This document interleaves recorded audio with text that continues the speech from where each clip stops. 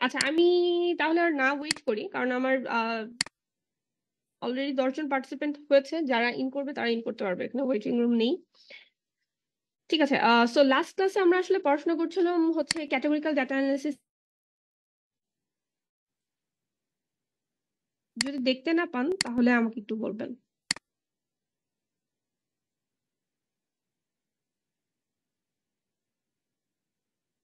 দেখা যাচ্ছে?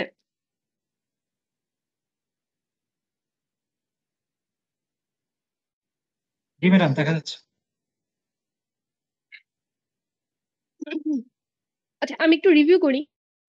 আহ গত ক্লাসে আমরা ক্যাটাগরিক্যাল ডাটার একদম ইনিশিয়াল পয়েন্ট গুলো দিয়ে স্টার্ট করেছিলাম। আমরা বলেছিলাম যে ক্যাটাগরিক্যাল ডাটা কি, কেন এখানে different level of measurement use হচ্ছে, এবং তাতে আসলে আমাদের অ্যানালাইসিসে কেন এটা আসলে ইম্পর্টেন্ট। কারণ হচ্ছে আমরা অর্ডিনাল ডাটার জন্য অথবা নমিনাল ডাটার জন্য এমন কিছু মেজারমেন্ট ফলো করি যেগুলো হচ্ছে নিউমেরিক্যালের জন্য করি না। সো আমাদের এই কন্টিনজেন্সি টেবিল, যেটা আমার ফার্স্ট চ্যাপ্টার ছিল, সো কন্টিনজেন্সি টেবিল এবং কন্টিনজেন্সি টেবিলের উপরে ইনফারেন্স, দ্যাট মিনস হচ্ছে এর প্রত্যেকটা সেল ফ্রিকোয়েন্সি অ্যান্ড মানে সেল ফ্রিকোয়েন্সি কত হতে পারে, তার প্রবাবিলিটি কি হতে পারে, এবং সেগুলোর মাধ্যমে আমরা যে মেজারমেন্ট গুলো করি তার স্ট্যাটিস্টিক্যাল সিগনিফিকেন্স কি, সবকিছুই হচ্ছে এই চ্যাপ্টারের অন্তর্ভুক্ত। তো আমরা গত ক্লাসে স্টার্ট করেছিলাম একদম শুরু থেকে ক্যাটাগরিক্যাল ডাটা কি এটা এটা নিয়ে, কন্টিনজেন্সি টেবিলের স্ট্রাকচার কেমন হয় সেটা থেকে, এবং হচ্ছে সেখান থেকে আমরা কিছু কিছু টার্ম পড়েছিলাম, যেমন ইন্ডিপেন্ডেন্স একটা টার্ম দেখেছিলাম আমরা। তারপর হচ্ছে ডিফারেন্স অফ প্রপোর্শন অথবা রিলেটিভ রিস্ক, যেটা অ্যাকচুয়ালি দুটো প্রপোর্শনের একটা রেশিও, অথবা তা থেকে অর্থের সুদ বের করা যায়, সেই এলিমেন্টারি কনসেপ্ট গুলো আমরা দেখেছিলাম। এবং সাথে সাথে দেখেছিলাম যে এগুলোর আসলে ইন্টারপ্রিটেশন ঠিক কিভাবে করা যায়। একটা ছোট্ট এক্সাম্পল ছিল অর্থের সাথে রিলেটিভ রিস্কের কোনো সম্পর্ক আছে কি নেই, এই বিষয়গুলো। সো আজকে আমরা যেটা শুরু কর ও আর লাস্ট ক্লাসে আরো একটা টার্ম দেখিয়েছিলাম, যেটাকে আমরা বলছিলাম হচ্ছে কনকর্ডেন্স অ্যান্ড ডিসকর্ডেন্স।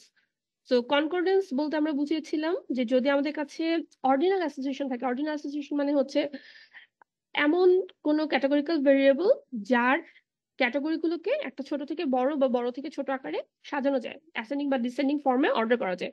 তো সে ধরনের অর্ডিনাল ভেরিয়েবল গুলোর জন্য যদি আমি মানে স্বাভাবিকভাবে আমি তার কোরিলেশন বের করতে পারছি না, কিন্তু আমি যদি তার অ্যাসোসিয়েশন দেখতে চাই এইভাবে যে যদি আমি এক্স বাড়াই তাহলে কি ওয়াই বাড়বে। সো এই প্রশ্নের উত্তর দেওয়ার জন্য আসলে আমাদের কনকর্ডেন্স এবং ডিসকর্ডেন্স এই দুটো টার্ম আসছিল। সো কনকর্ডেন্সের কাজ ছিল হচ্ছে আহ এটা দেখা যে কতগুলো ম্যাচড পেয়ার আছে, দ্যাট মিনস এক্স এর ভ্যালু যদি বাড়াই ওয়াই এর ভ্যালু বাড়ছে, এই ধরনের এই সংখ্যক এই ক্যাটাগরির ম্যাচড পেয়ার কতটা আছে। এবং ডিসকর্ডেন্স হচ্ছে উল্টোটা, যেমন এক্স বাড়লে ওয়াই কমছে, এ ধরনের ম্যাচড পেয়ার কয়টা আছে। সো এই কনকর্ডেন্স এবং ডিসকর্ডেন্সের মান দেখে আমরা আসলে বলতে পারি যে তাদের মধ্যে অ্যাসোসিয়েশনটা কি ধরনের, মানে এক্স এর সাথে ওয়াই বাড়ার সম্পর্ক আছে কিনা, এক্স বাড়লে ওয়াই বাড়বে কিনা। তো আমরা লাস্ট ক্লাসে এই example of A job satisfaction দিয়ে আমরা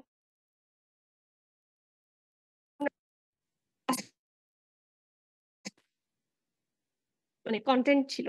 তো এই বিষয়ে আর কার কোনো প্রশ্ন আছে? নেই? যদি না থাকে আজকে আমরা আজকের টপিকে চলে যাচ্ছি। তো এই লেকচার শিটটা আপনাদের গুগল ক্লাসরুমে প্রোভাইড করা হয়েছে।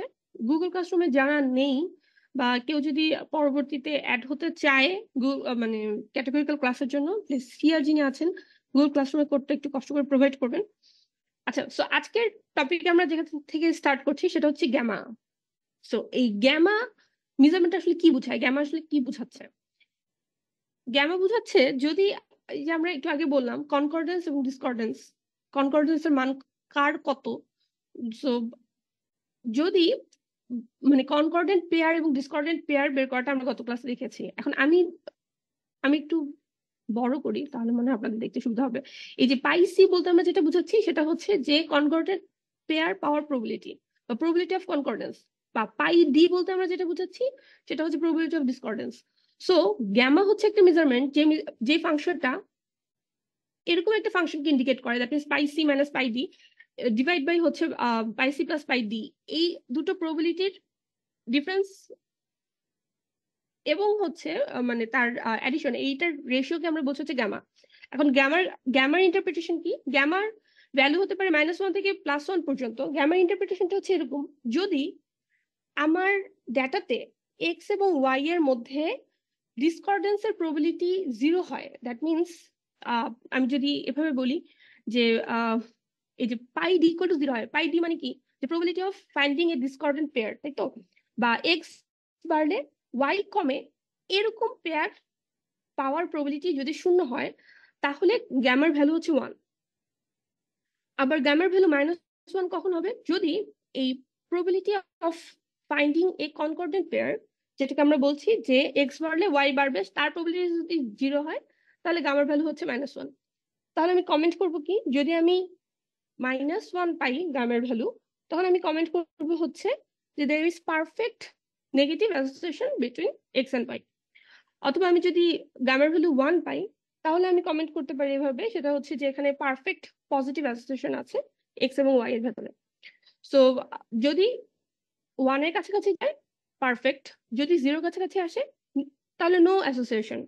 ঠিক আছে? তার মানে হচ্ছে যদি যত 1 এর কাছাকাছি যাবে, আমি বলবো তাদের সম্পর্কটা তত বেশি স্ট্রং। সো এখানে এই কথাগুলো আছে অলমোস্ট। এখানে এই যে এই লাইনটা পড়ে দেখবেন, যদি গামা ইকুয়াল টু 1 হয়, তাহলে কি হচ্ছে? গামা ইকুয়াল টু 1 যদি হয়, তাহলে আমি বলছি যে তাদের মধ্যে একটা পারফেক্ট মানে পজিটিভ অ্যাসোসিয়েশন আছে। তার মানে কি? যদি আমার কাছে এক্স এবং ওয়াই এর পেয়ারটা এমন হয়, যেমন এ পয়েন্টে এক্স এর ভ্যালু এবং ওয়াই এর ভ্যালু হচ্ছে এক্স এ ওয়াই এর, আর বি পয়েন্টে আমি ধরে নিলাম তার ভ্যালু হচ্ছে এক্স বি এবং ওয়াই বি, তাহলে আমি ধরে নিলাম তাদের সম্পর্কটা হচ্ছে এরকম যে এ X A is less than X B. এখন কর্ডেন্ট পেয়ার মানে পারফেক্ট পজিটিভ কনকর্ডেন্স বা অ্যাসোসিয়েশন বলতে আমরা যেটা বুঝাচ্ছি, সেটা হচ্ছে এক্স এ এবং এক্স বি যে রিলেশনশিপটা, ওয়াই এ এবং ওয়াই এর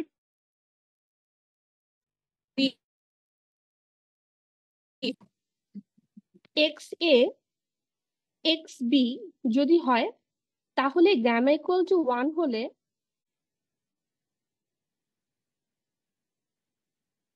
বুঝায় হচ্ছে ওয়াই এ এবং ওয়াই বি এটা রিলেশনশিপটা এরকম হবে। কিন্তু নট নেসেসারিলি সবসময় ইজ লেস দ্যান হবে, এটা এরকমও হতে পারে লেস দ্যান আর ইকুয়াল। দ্যাট মিনস এখানে একটা বিষয় হচ্ছে যে গ্যামা ইকুয়াল টু 1, যেটাকে আমরা বলছি যে মানে perfect positive association, but it does not necessarily imply that যে এটা সবসময় ইজ লেস দ্যানই হতে হবে। সো এই কথাটা এখানে লেখা আছে যে it follows that Y A is less than আর ওয়াই বি, কিন্তু এটা সবসময় যে মানে একদম এরকম হার্ড ফার্স্ট রুলে থাকতে হবে তাও না।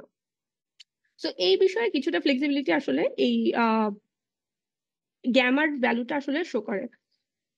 সো যখন আমাদের কাছে এক্স এবং ওয়াই ইন্ডিপেন্ডেন্ট হয়, তখন কি হবে?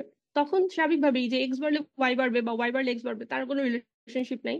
যদি এরকম হয় ইন্ডিপেন্ডেন্ট হয়, তাহলে গ্যামার ভ্যালু হবে হচ্ছে 0।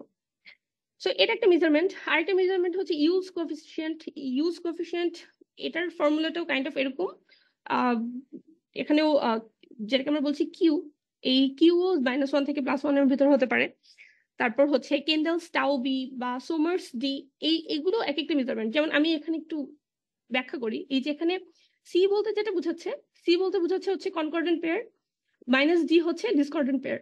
সো এখানে টিএক্স বলতে বুঝাচ্ছে হচ্ছে যদি আমার মানে লাস্ট ক্লাস আমরা দেখেছিলাম, যদি আমি একটা কন্টিনজেন্সি টেবিলের কথা ভাবি, মার্জিনাল যে অবজারভেশন গুলো আছে সেগুলোকে আমরা বলছি এন আই প্লাস।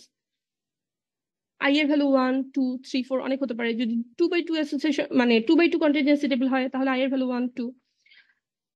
এবং যেহেতু এটা হচ্ছে আই আই ভেরিয়েবলটা মানে আই ক্যাটাগরিটা ছিল হচ্ছে এক্স ভেরিয়েবলের জন্য, এই ফর্মুলাটাকে আমরা বলছি টিএক্স। এবং যখন আমরা ওয়াই ভেরিয়েবলের জন্য বলছি, তখন আমরা বলছি প্লাস জে, মানে যেখানে মার্জিনাল প্রবাবিলিটি গুলো ইউজ করেছে, এবং সেটাকে আমরা বলছি হচ্ছে টি ওয়াই। সো এই ফর্মুলাতে যদি ফেলি, এই ফর্মুলা দিয়ে আমি আসলে কোরিলেশন মেজার করতে পারি, এবং যেটাকে আসলে বলা হয় হচ্ছে কেন্ডেলস টাউ বি। এই কেন্ডেলস টাউ বি এর ফর্মুলেশনটাই হচ্ছে এরকম। সো সোমার্স ডি এর ফর্মুলাটা হচ্ছে সেটা থেকে আরেকটু মডিফাইড। সো এরকম বেশ কিছু মানে মেজারমেন্ট আছে যেগুলো আমরা ডেটা থেকে ক্যালকুলেট করতে পারি। এক, দুই হচ্ছে যেগুলো আমরা আসলে মানে আমরা একটা প্র্যাকটিক্যাল এক্সাম্পল করে আমরা দেখবো যে আসলে এখান থেকে আসলে কি কমেন্ট করা যায়। আমরা যদি একটা কন্টিনজেন্সি টেবিল বা একটা ক্রস ট্যাবুলেশন যেটাকে আমরা বলছি ক্রস ট্যাব করি, সেখান থেকে আসলে সেটার ভেরিয়েবল গুলোর অ্যাসোসিয়েশন দেখানোর জন্য এই মেজারমেন্ট গুলোকে আমরা কিভাবে ইন্টারপ্রেট করি সেটা আমরা দেখবো।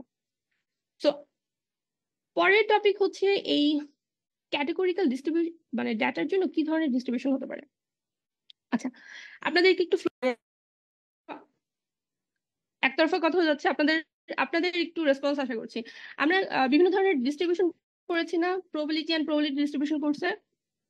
আপনারা আপনাদের আনমিউট করে কথা বলতে পারবেন। কি কি ডিস্ট্রিবিউশন করেছি আমাদের কি মনে আছে? নাম মনে আছে কিছু কিছু ডিস্ট্রিবিউশনের? জি ma'am, normal distribution, Poisson distribution, gamma distribution, এগুলো পড়া হয়েছে প্রবাবিলিটি। Thank you মুস্তাকিনুর। আমাদের বেশ ইম্পর্টেন্ট কিছু ডিস্ট্রিবিউশনের নাম বললেন। নর্মাল ডিস্ট্রিবিউশন খুবই জেনারেলি সব জায়গায় ব্যবহৃত হয় এবং আমাদের এটা হচ্ছে আমাদের সবচেয়ে আইডিয়াল বা স্ট্যান্ডার্ড ডিস্ট্রিবিউশন। সব কিছুকেই আমরা ধরে নিই যে এটা নর্মাল ডিস্ট্রিবিউশন ফলো করবে।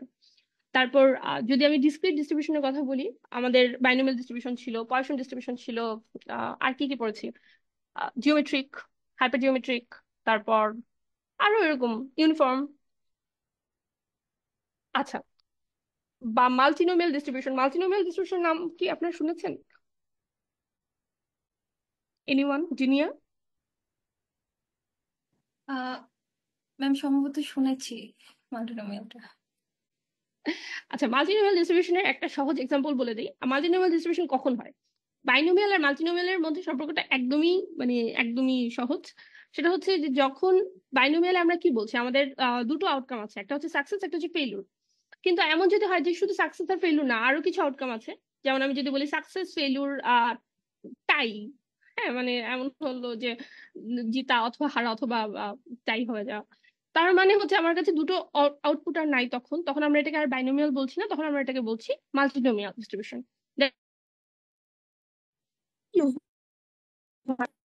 দুইয়ের অধিক ক্যাটাগরিজ থাকে। সো আমি যদি এখন ভাবি যে আহ কি বলা যায়, যেমন আমি যদি ভাবি যে আমার ইনকাম লেভেল, ঠিক আছে, income level of the participants, এটা যদি আমি ভাবি এবং এটাকে যদি আমি কিছু ক্যাটাগরিতে বিভক্ত করি, যেমন 10,000 নিচে, অথবা 10 থেকে 30,000, 30 থেকে 50,000, বা এরকম আনইকুয়াল ইন্টারভাল বা ইকুয়াল ইন্টারভাল, যে কোনো কিছু আমি কয়েকটা ক্যাটাগরিতে ভাবলাম, এবং এখানে যদি আমার ক্যাটাগরি গুলা দুইয়ের বেশি থাকে, 5টা 6টা 7টা 8টা, যদি এরকম সংখ্যক ক্যাটাগরি থাকে, তাহলে আসলে সেখানে মাল্টিনোমিয়াল ডিস্ট্রিবিউশন ইউজ করা যাবে। বিকজ অফ এখানে যে ক্যাটাগরি গুলোকে বলছি সেই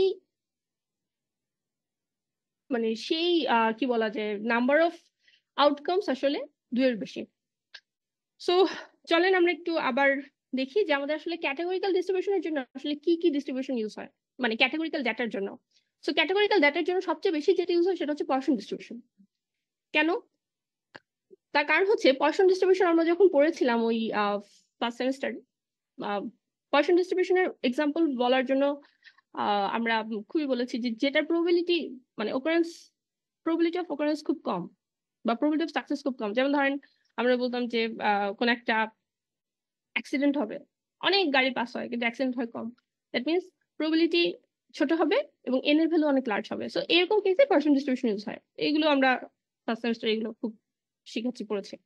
কিন্তু সেটা ছাড়াও পয়সন ডিস্ট্রিবিউশন আরো একটা জায়গায় ইউজ হয়, সেটা হচ্ছে যে যখন আমার কাউন্ট ডেটা থাকে। কাউন্ট ডেটা মানে কি? কাউন্ট ডেটা মানে হচ্ছে যে আমার অবজারভেশন, মানে নাম্বার অফ অবজারভেশন, সেটা তো অবশ্যই একটা ইন্টিজার ভ্যালু। যেমন আমি যদি বলি আপনাদের ক্লাসে কতজন ছেলে কতজন মেয়ে, তাহলে আমি কিন্তু আহ একটা কাউন্ট ডেটা পাচ্ছি, মানে ধরেন 10 জন ছেলে 5 জন মেয়ে। তার মানে হচ্ছে এই যে ফ্রিকোয়েন্সিটা, এই ধরনের কাউন্ট ডেটা বা এই ধরনের সেলফ ফ্রিকোয়েন্সি গুলো আসলে ফলো করে হচ্ছে পয়সন ডিস্ট্রিবিউশন। তার কারণও আছে, কারণটা হচ্ছে যে আপনারা সম্ভবত স্টোকাস্টিক প্রসেস পড়েছেন না? স্টোকাস্টিক প্রসেস কি আপনাদের কোনো কোর্সে ছিল?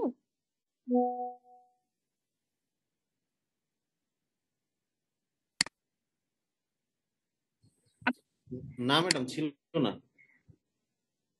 আচ্ছা, স্টোকাস্টিক ছিল না। ঠিক আছে, স্টোকাস্টিক থাকলে এই জিনিসটা বোঝানো সহজ হতো। স্টোকাস্টিক প্রসেসে আমরা আসলে বুঝাই যে কি বলা যায়, মানে আমরা বলি যে একটা family of random variable with respect to time অথবা with respect to any other মানে স্টেট।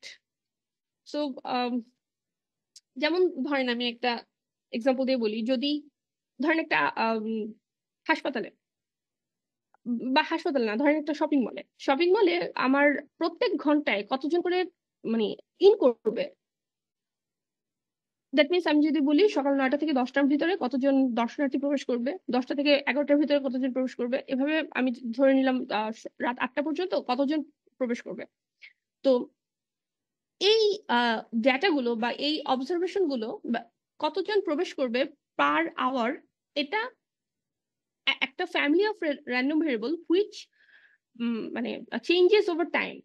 সো প্রথম ঘন্টায়, দ্বিতীয় ঘন্টায়, তৃতীয় ঘন্টায়, চতুর্থ ঘন্টায়, প্রত্যেক ঘন্টায় দর্শনার্থীর সংখ্যা সমান না, এবং এটাও একটা কাউন্ট ডাটা। সো আমি যদি বলি যে এই নাম্বার অফ অবজারভেশন কতজন এন্টার করবে, সেটা কিন্তু পয়সন ডিস্ট্রিবিউশন ফলো করবে, এবং ইটস এ মানে it's of a random variable. কারণ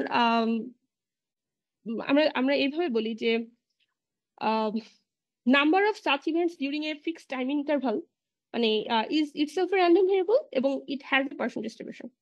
সো যাই হোক, আমার বলার উদ্দেশ্য হচ্ছে যে আমরা এখানে যে কন্টিনজেন্সি টেবিল নিয়ে বা ক্রস ট্যাব নিয়ে কাজ করছি, এখানেও তো আমাদের কি হচ্ছে, আমরা প্রত্যেকটা ফ্রিকোয়েন্সি দেখছি এভাবে যে কতজন এক্স এর সেল 1-এ আছে, কতজন ওয়াই এর সেল 1-এ আছে বা সেল 2-তে আছে বা সেল 3-তে আছে। তার মানে এটাও একটা ইটসেলফ এ কাউন্ট ডাটা। সো এটার জন্য পয়সন ডিস্ট্রিবিউশন ইজ খুবই ভাইটাল। তো এই কথাগুলো এখানে একটু লেখা আছে, আমি একটু পড়ে যাই। সেটা হচ্ছে ধরে নিলাম আমাদের কিছু কাউন্ট ডেটা আছে NI, এবং I এর ভ্যালু 1 থেকে n পর্যন্ত, যেখানে কন্টিনজেন্সি টেবিলে টোটাল n সংখ্যক সেল আছে। So small ni has a distribution concentrated on the non-negative integer গুলো অবশ্যই নন নেগেটিভ হবে, এবং তাদের এক্সপেক্টেড ভ্যালু হচ্ছে expected value of ni equal to হচ্ছে স্মল mi, এবং mi টা কি, mi টা হচ্ছে expected number of frequency in the ith cell, তাই তো? আচ্ছা, সো পয়সন স্যাম্পলিং যখন আমরা পড়েছি, পয়সন ডিস্ট্রিবিউশনটার ফর্মুলা আমরা আসলে কিভাবে দেখেছি, খুব সহজ, এরকম ছিল e to the power minus lambda to the power x divide by x factorial, এরকম ছিল না? সো আমার এখানে x টা কি, আমার এখানে x ভ্যারিয়েবলটা হচ্ছে প্রত্যেকটা ক্লাসের ফ্রিকোয়েন্সি, দ্যাট মিনস ni। তার মানে হচ্ছে এই x টাকে আমি আসলে রিপ্লেস করব কাকে দিয়ে, ni দিয়ে। আচ্ছা, সাথে সাথে আছে আমার কাছে ল্যামডার ভ্যালুটা আছে। ল্যামডা কি, ল্যামডা ছিল হচ্ছে এক্সপেক্টেড ভ্যালু অফ এক্স, তাই না? আমরা বলতাম হচ্ছে মিন নাম্বার অফ অকারেন্স। সো এখানে আমরা মিন নাম্বার অফ অকারেন্স বা এক্সপেক্টেড ভ্যালু অফ এক্স বা এনআই যেটাকে বলছি, সেটাকে আমরা তো প্রকাশ করছি হচ্ছে এমআই দিয়ে। সো আমি যদি ফর্মুলাটাকে আসলে চেঞ্জ করি, তাহলে এরকম একটা ফর্মুলা দাঁড়ায় যে এক্সপেক্টেড ভ্যালু অফ ল্যামডার জায়গায় এমআই, এবং এনআই যেটাকে বলছি যে সেল ফ্রিকোয়েন্সি, সেটা হচ্ছে আমার এখানে পার্টিকুলার এক্স বা র্যান্ডম ভেরিয়েবল, এবং এখানে এই যে এমআইটা হচ্ছে আমার মানে মিন নাম্বার অফ অকারেন্স। সো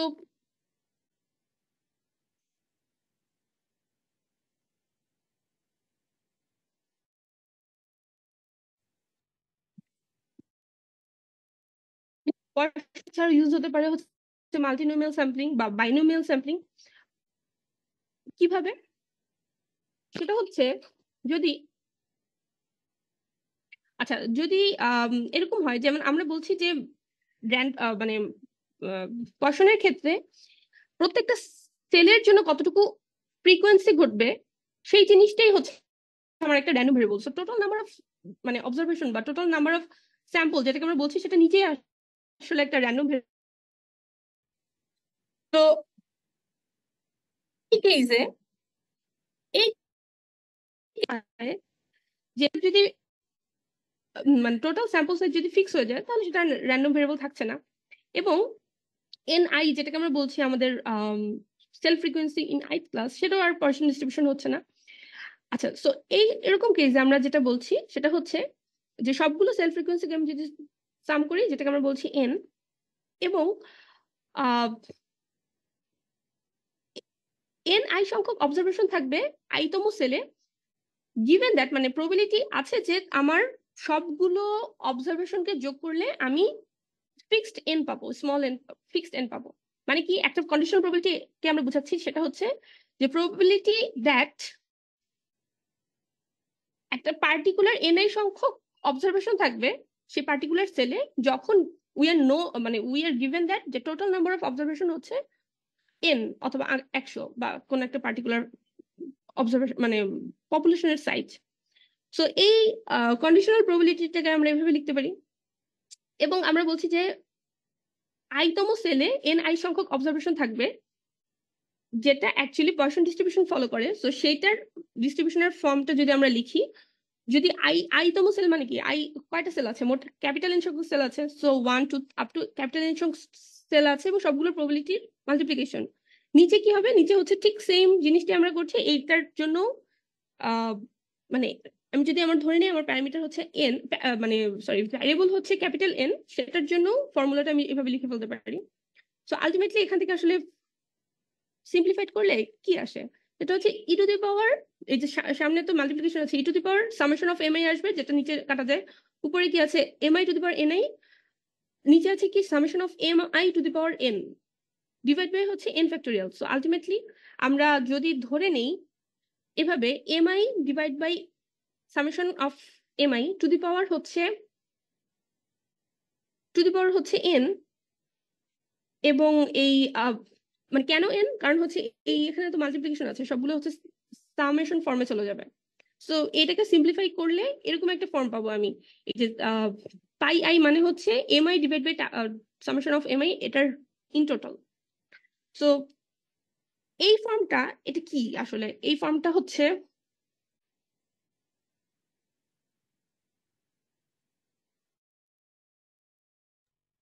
এই ফর্মটা হচ্ছে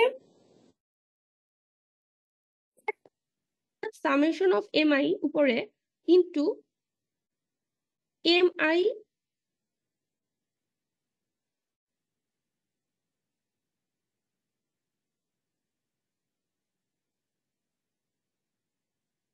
এটার মাল্টিপ্লিকেশন ডিভাইড বাই হচ্ছে E to the power minus M I summation of M I to the power N divide by N factorial. So এখান থেকে আসলে আমি পাই হচ্ছে এম আই ডিভাইড বাই হচ্ছে সামেশন অফ এম আই এর whole to the power N I into বাকি থাকে হচ্ছে এন ফ্যাক্টোরিয়াল ডিভাইড বাই হচ্ছে মাল্টিপ্লাইড অফ পুরোটাই মুছে গেল। আচ্ছা বাকি থাকে হচ্ছে এই যে এই সামনের অংশটুকু, এই এন ফ্যাক্টোরিয়াল ডিভাইড বাই হচ্ছে মাল্টিপ্লিকেশন অফ এই অংশটুকু।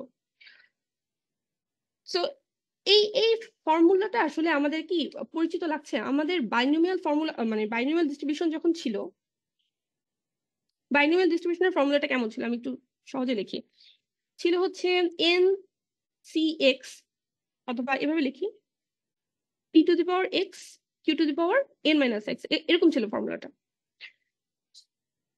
এখন আমি যদি এভাবে লিখি এন ফ্যাক্টোরিয়াল ডিভাইড বাই হচ্ছে, এখানে আমি যদি এন আই এর ভ্যালু এভাবে ধরে নিলাম এন আই মানে হচ্ছে আমার কাছে এখন দুইটা সেল আছে, ধরে নিলাম দুইটা সেল মানে হচ্ছে আমার কাছে এন এর ভ্যালু আছে এন ওয়ান আর এন টু। তার মানে হচ্ছে আমি এভাবে লিখতে পারি এন ফ্যাক্টোরিয়াল ডিভাইড বাই হচ্ছে N one factorial into N two factorial.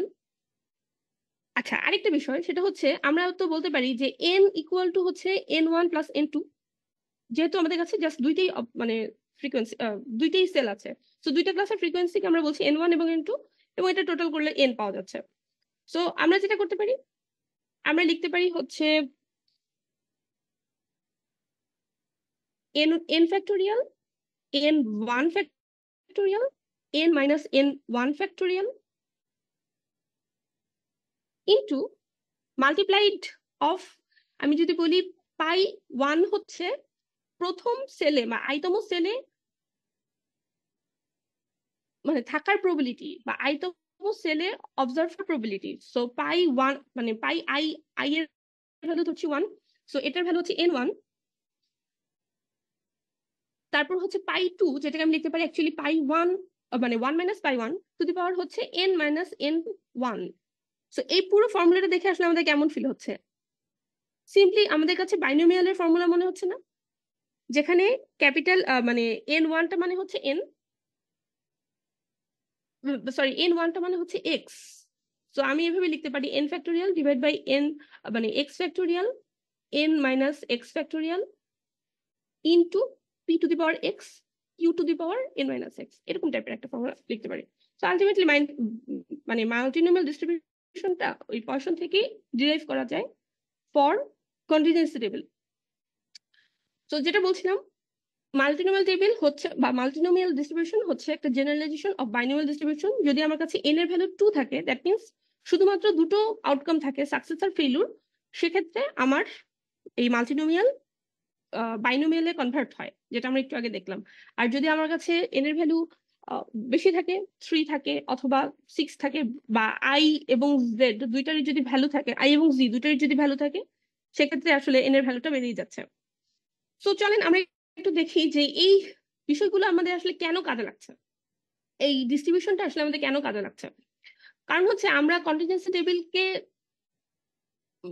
মানে ধরেন আমাদের কাছে অবজার্ভড ফ্রিকোয়েন্সি আছে। আমি ধরে নিলাম আমার কাছে আপনাদের ক্লাসে মোট 50 জন স্টুডেন্ট আছে, আমি 50 জনকে রিচ করতে পারিনি।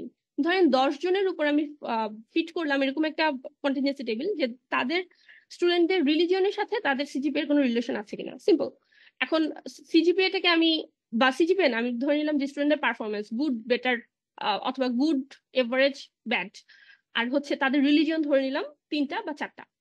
সো এই আমি যে একটা কন্টিনজেন্সি টেবিল ক্রিয়েট করলাম যেটা বেসড অন দ্য স্যাম্পল, আমি কিন্তু পপুলেশনের পুরো 25 জনকে নিতে পারিনি, আমি 10 জনের উপর স্যাম্পল করে যদি কন্টিনজেন্সি টেবিলটা ক্রিয়েট করি, তাহলে এই যে প্রত্যেকটা সেল ফ্রিকোয়েন্সি কিন্তু এক একটা এস্টিমেট, মানে এটা এক একটা স্ট্যাটিস্টিক, সেটা আসলে কি করছে, সেটা আসলে সেই পপুলেশন প্রপোর্শন বা পপুলেশনের ওই ফ্রিকোয়েন্সিতে পড়ার সম্ভাবনাটাকে আসলে এস্টিমেট করছে। সো যখনই আমি এস্টিমেশন প্রসিডিউর আসবো, তখনই আমার হয়তো ম্যাক্সিমাম লাইকলিহুড অথবা হচ্ছে লিস্ট স্কয়ার এস্টিমেট আর বিভিন্ন ধরনের এস্টিমেশন প্রসিডিউর আমরা ইউজ করতে পারি, এবং সেই এস্টিমেশনটা আসলে ট্রু পপুলেশন প্রপোর্শন বা তার প্রবাবিলিটি সমান হলো কিনা সেটার সিগনিফিকেন্স বের করার জন্যই কিন্তু আমাদের প্রত্যেকবারই এই ডিস্ট্রিবিউশন গুলো প্রয়োজন। এখন আমরা যেটা করবো, ধরেন আপনারা তো আসলে এত বেশি থিওরিটিক্যাল ডিস্ট্রিবিউশন দেখে আপনাদের লাভও নাই, শুধুমাত্র জানানো যে আসলে এটা এই ডিস্ট্রিবিউশন থেকে এসছে। তো এই বিষয়গুলোর জন্য আমরা আসলে প্রাইমারি আপনাদেরকে আইডিয়া দিয়ে দিলাম। আমরা যখন পরবর্তীতে লজিস্টিক অথবা হচ্ছে মাল্টিনোমিয়াল লজিস্টিক অথবা হচ্ছে কি জানি লগ লিনিয়ার এই ধরনের যতগুলো ডিস্ট্রিবিউশন করবো, তখন এই দেখবেন বারবার ডিস্ট্রিবিউশন গুলো মানে টার্ম গুলো রিপিট হচ্ছে। সো চলেন আমরা একটু মেজারমেন্ট গুলো দেখি। এখানে কনফিডেন্স ইন্টারভাল যদি বের করি, অডস রেশিওর জন্য কনফিডেন্স ইন্টারভাল বের করা ওয়েটা কি, অডস রেশিওর জন্য আমরা ফর্মুলাটা দেখেছিলাম, যদি আমাদের একটা 2/2 টেবিল থাকে, সেখান থেকে আমরা n1 n2 divide by n12 এবং 21 এটা রেশিও বের করে আসলে আমরা একটা estimate pi of sample ods ratio. আমাদের পপুলেশন অডস রেশিওটা কি, পপুলেশন অডস রেশিও হচ্ছে যদি আমি পার্টিকুলার মানে সেলের জন্য অরিজিনাল পপুলেশন মানে পেতাম, অরিজিনাল প্রবাবিলিটি পেতাম। সো এই থিটা হ্যাট যেটাকে আমরা বলছি অ্যাকচুয়ালি অডস রেশিও, সেটার থেকে যদি আমি তার কনফিডেন্স ইন্টারভাল বের করতে চাই, কনফিডেন্স ইন্টারভাল বের করার জন্য ডেফিনেটলি আমার কয়টা জিনিস লাগবে। আমার এক লাগবে হচ্ছে যে তার স্কেল প্যারামিটার কি, বা তাকে আমি আসলে মানে তার ডিসপারশনের একটা মেজারমেন্ট এবং তার সেন্ট্রাল টেন্ডেন্সির একটা মেজারমেন্ট। সো আমরা যদি তার ডিসপারশন, দ্যাট মিনস স্ট্যান্ডার্ড ডেভিয়েশনের কথা বলি, এই লগ থিটা মানে হচ্ছে লগ অডস রেশিও, তার জন্য তার ভ্যারিয়েন্সের একটা এস্টিমেট হচ্ছে এরকম, এবং এটার মানে Gart and Zweifel and Haldane ওরা হচ্ছে এই ফর্মুলাটা দেয়, এবং হচ্ছে এটা হচ্ছে log theta, that means log odds রেশিওর মানে স্ট্যান্ডার্ড ডেভিয়েশন, যেটাকে আমরা লগ থিটা হ্যাট সেই মিনের সাথে প্লাস মাইনাস, যেমন আমি যদি Z alpha by 2, that means আমি যদি 95% ইন্টারভালের জন্য ভাবি 1.96 ইন্টু এই ভ্যালুটা যোগ করি, তাহলে আমি সেই কনফিডেন্স ইন্টারভালটা পাই। এবং আপনারা দেখবেন যে এটা অনেক জায়গায় লেখা আছে হচ্ছে ওয়ার্ল্ড কনফিডেন্স ইন্টারভাল নামে, বা ওয়ার্ল্ড সিআই। যখন আপনি স্পেসিস রান করবেন তখন দেখবেন যে সিআই এর উপরে লেখা, ছোট করে লেখা থাকে হচ্ছে ওয়ার্ল্ড। তো যদি আমি ডিফারেন্স অফ প্রপোর্শন বের করি, ডিফারেন্স অফ প্রপোর্শন মানে কি, জাস্ট হচ্ছে আমার কতবার ঘটনাটা ঘটেছে divide by total number of observation for that category, সেটা যদি বের করি, আমরা যেমন গতকাল দেখেছিলাম হার্ট অ্যাটাকের একটা এক্সাম্পল ছিল। সো তাদের মধ্যে যদি ডিফারেন্স বের করি তাহলে আমি যেটা পাই সেটা হচ্ছে ডিফারেন্স অফ প্রপোর্শন। যদি সেখান থেকে তার মিন বের করি, অবশ্যই এক্সপেক্টেড ভ্যালু হবে তার পপুলেশন মানে অরিজিনাল প্যারামিটার সমান তার স্ট্যান্ডার্ড ডিভিশনের একটা এস্টিমেট বের করি, তাহলে ফর্মুলাটা হবে কিছুটা এরকম। এবং তার থেকে যদি কনফিডেন্স ইন্টারভাল বের করতে চাই তার ফর্মুলাটা থাকবে এরকম। সো চলেন আমরা একটু একটা এক্সাম্পল দেখি। এই জিনিসগুলা খুবই সহজ, একদমই কঠিন না, জাস্ট ফর্মুলাটা একটু মনে রাখার বিষয়। যদি অড রেশিও থাকে তাহলে তার ডিসপারশন বা স্ট্যান্ডার্ড ডিভিশনের এস্টিমেট হবে এরকম, এবং আমাদের ফর্মুলাটা থাকবে হচ্ছে এরকম। সরি, অডস রেশিও না, রিলেটিভ রিস্ক। অডস রেশিওটা আমরা একটু পরে দেখবো। অডস রেশিওকে আমরা এখানে প্রকাশ করি হচ্ছে নর্মালি ও আর বা থিটা দিয়ে, আর রিলেটিভ রিস্ককে আমরা এখানে প্রকাশ করছি হচ্ছে আর দিয়ে, বা অনেক জায়গায় দেখবেন লেখা আছে আর আর। সো আমাদের একটা এক্সাম্পল 1 ছিল যেটার মধ্যে আমরা গত ক্লাসে দেখাচ্ছিলাম যে প্লাসিবো আর এসপিরিন দেওয়ার ফলে মানে কিছু অবজারভেশনের হার্ট অ্যাটাক হওয়ার সম্ভাবনা কেমন। যেমন এখানে আরেকটু ডিরাইভ করা আছে, সেটা হচ্ছে ফ্যাটাল অ্যাটাক, নন ফ্যাটাল অ্যাটাক এবং নো অ্যাটাক। মানে হার্ট অ্যাটাক যদি হয়, ফ্যাটাল এবং নন ফ্যাটাল দুটো পার্ট আছে এবং নো অ্যাটাক এরকম একটা পার্ট আছে। তো এখান থেকে যদি আমি আমার relative risk, difference of proportion, ods ratio এবং তাদের সংশ্লিষ্ট কনফিডেন্স ইন্টারভাল বের করতে চাই তাহলে কি করব। যেমন আমরা যদি বের করি proportion of fatal heart attack যারা প্লাসিবো নিয়েছিল তাদের মধ্যে, তাহলে কি হবে? সিম্পল 18 ডিভাইড বাই যারা প্লাসিবো নিয়েছিল তাদের মধ্যে ফ্যাটাল অ্যাটাক কত হয়, 18 ডিভাইড বাই হচ্ছে এই 11,034, তাই তো? সেটাকে আমরা বলছি y1/n1। যারা যারা প্লাসিবো নিয়েছিল তাদের মধ্যে নন ফ্যাটাল অ্যাটাক কত হবে, 171 বাই এটা। সো খুবই সহজ। তো এখানে এই জিনিসটা লেখা আছে যে যারা প্লাসিবো নিয়েছিল তাদের মধ্যে কতজন ফ্যাটাল অ্যাটাক করেছে, যতজন অ্যাসপিরিন নিয়েছে তাদের মধ্যে অ্যাটাক কতজন করেছে। সুতরাং রিলেটিভ রিস্ক যদি বলি সেটা অবশ্যই দুটোর প্রপোর্শন, এবং প্রপোর্শন আসে হচ্ছে ধরেন 3.6। আচ্ছা, এখন প্রশ্ন হচ্ছে যে আমরা কনফিডেন্স ইন্টারভালের ইন্টারপ্রিটেশনের এবং কম্পিউটেশনের সুবিধার্থে আমরা অনেক সময় এই রিলেটিভ রিস্ককে লগ ট্রান্সফর্ম করি। লং ট্রান্সফর্ম করার একটা সুবিধা হচ্ছে যে আপনার এই যে ডিসপারশনের বা স্ট্যান্ডার্ড ডিভিশনের যে ভ্যালুটা সেটা আপনি খুব ইজি একটা ফর্মুলেশনে পান।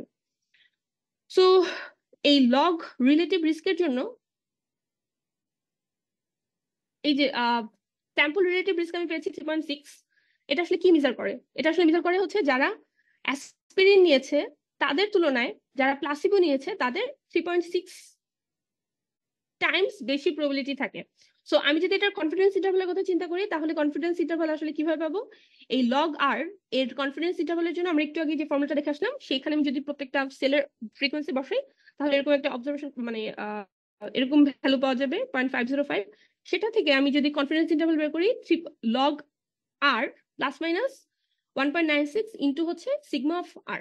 সো এই ভ্যালুটা যদি বসাই তাহলে একটা ভ্যালু পাওয়া যাবে অবশ্যই। এবং সেটাকে আমরা যদি ট্রান্সফর্ম করি, ট্রান্সফর্ম মানে কি, আমরা যেহেতু লগ আর নিয়েছি সুতরাং এটাকে যদি আমি আবার 10 টু দি পাওয়ার অথবা ই টু দি পাওয়ার এই ভ্যালুটা মানে বের করি তাহলে হচ্ছে এই ভ্যালুটা আসবে। তার মানে হচ্ছে রিলেটিভ রিস্ক আমরা কি করেছি, রিলেটিভ রিস্ক থেকে লগ রিলেটিভ রিস্কের জন্য তার কনফিডেন্স ইন্টারভাল বের করে সেটাকে আবার মানে এক্সপোনেনশিয়াল করে অথবা 10 টু দি পাওয়ার করে আমরা আসলে সেটাকে আবার লগ থেকে ট্রান্সফর্ম থেকে সরিয়ে ফেলেছি। সো এটা আসলে মানে কি? এটা মানে হচ্ছে যে আমার রিলেটিভ রিস্ক 2.29 থেকে 34.67 এর মধ্যে আছে। এটা মানেই হচ্ছে যে ডেথ রেট অথবা ডেথ রেট না বলে আমরা বলতে পারি fatal heart attack rate for those who taking placebo, তাদেরটা 2.29 থেকে 34.6 টাইম এর মধ্যে আছে তাদের তুলনায় যারা হচ্ছে অ্যাসপিরিন নেয়, মানে যারা ওষুধ তাদের তুলনায় যারা প্লাসিবো নেয় তাদের হার্ট অ্যাটাকের রেট বা পসিবিলিটি এর মধ্যেই থাকবে। সো এখান থেকে ইভেন আমি আমার স্যাম্পল মানে ডিফারেন্স অফ প্রপোর্শন বের করতে পারি, সেখান থেকে তার এই ফর্মুলার মাধ্যমে সেখান থেকে তার কনফিডেন্স ইন্টারভাল বের করতে পারি, এবং যেটাকে আমরা বলছি world confidence interval for difference of the proportion, সেটাকে আমি বের করার পর দেখেন ভ্যালুটা কত আসছে। সো ডেফিনেটলি দেখা যাচ্ছে যে আসলে রিলেটিভ রিস্ক যেটা আসলে আমরা রেট হিসেবে কনসিডার করি সেটার তুলনায় মানে ডিফারেন্স অফ স্যাম্পল প্রপোর্শনের যেই কনফিডেন্স ইন্টারভালটা সেটার ভ্যালুগুলো অনেক লো। তার কারণ কি? কারণ হচ্ছে যে আসলে রিলেটিভ রিস্ক দেখাচ্ছে হচ্ছে যে দুটো গ্রুপের মধ্যে তাদের সিচুয়েশন কেমন, আর এই রিলেটিভ রিস্কের মানে সরি এই স্যাম্পল প্রপোর্শন অফ দ্য মানে রিস্ক যেটা আর কি, বা difference of the sample proportion যেটাকে আমরা বলছি, সেটা ছোট হওয়া মানেই হচ্ছে যে মানে হোল পপুলেশনের তুলনায় এই ঘটনাটা ঘটবেই অনেক অল্প প্রবাবিলিটি নিয়ে, এবং তাদের মধ্যে ডিফারেন্সটা হচ্ছে এরকম। সো এটা একটা ক্রুড একটা পপুলেশনকেও আসলে ইন্ডিকেট করে যে আসলে পপুলেশনের মানে সাইজের তুলনায় আমার সাকসেস রেট আসলে খুব কম, বা মানে ওকারেন্সটা খুব কম সংখ্যক রোগীর ক্ষেত্রে হয়। সো এই জিনিসগুলো আছে। আমি একটু জাস্ট কন্টিনিউ করে যাই। এখানে কাই স্কয়ার টেস্টের নাম আমরা শুনেছিলাম। কাই স্কয়ার টেস্টের ফর্মুলাটা কেমন ছিল? Observe minus expected divide by expected, তাই তো? এই ফর্মুলাটাই এখানে দেওয়া আছে যে অবজার্ভ মানে হচ্ছে এনআই, এক্সপেক্টেড হচ্ছে এক্সপেক্টেড ভ্যালু অফ এনআই, যেটা আমরা বলছিলাম এমআই মানে হচ্ছে তার এভারেজ ভ্যালু। সো কাই স্কয়ার টেস্টের জন্য এই ফর্মুলা, যদি আমি ডিপেন্ডেন্স টেস্ট করতে যাই, এখানে কাই স্কয়ার টেস্টের মাধ্যমে করতে পারি যে তার অ্যাসোসিয়েশন আছে কিনা। লাইকলিহুড রেশিও টেস্ট, আচ্ছা একটু বলি, লাইকলিহুড রেশিও টেস্টের নাম কি আপনারা শুনেছেন? আমি থিওরিতে যেহেতু যাচ্ছি, আমি একটু আপনাদের বোরিং থিওরিতে আপনাদের একটু কি বলি মতামত নিয়ে নিই বারবার। আপনারা কি লাইকলিহুড রেশিও টেস্টের নাম শুনেছেন? অবশ্যই শুনেছেন, এটা অনেক কাজে লাগে।